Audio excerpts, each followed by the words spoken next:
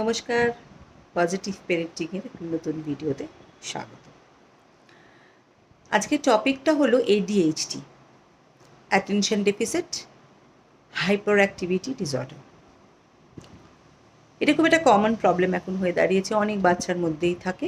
ছোটোবেলায় আমরা দেখি বাচ্চারা ভীষণ রকম দুরন্ত থাকে, কথা শোনে না, মন দিয়ে পড়তে বসে না, এক জায়গায় বসে না, এবং যখন বয়সটা একটু বাড়ে 7-8 বছর বয়স হয় তখন আমরা নানান রকম সমস্যায় পড়ি, স্পেশালি স্কুলে।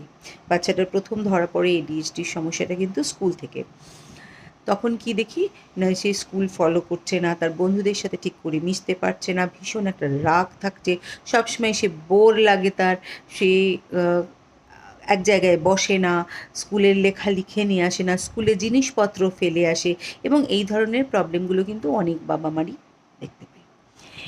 এই প্রবলেমটা যে শুধু ADHD থাকলেই হবে এমন কিন্তু নয়।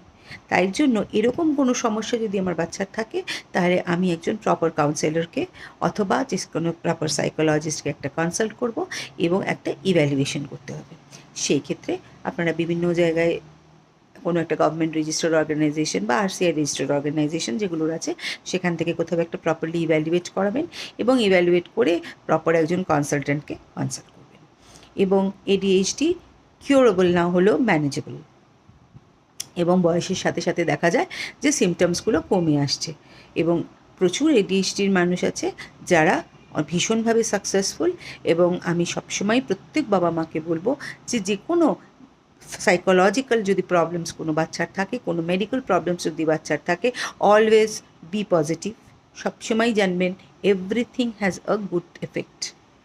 ADHDর বাচ্চা কিন্তু ADHDর সমস্যাটাই অনেক সময় একটা ভীষণ রকম পজিটিভ পয়েন্ট হয়ে দাঁড়ায়, যেইটার বেসিসে ওটা কিন্তু অনেক সময় advantage, that's an advantage for them. All the best, সবাই ভালো থাকবে।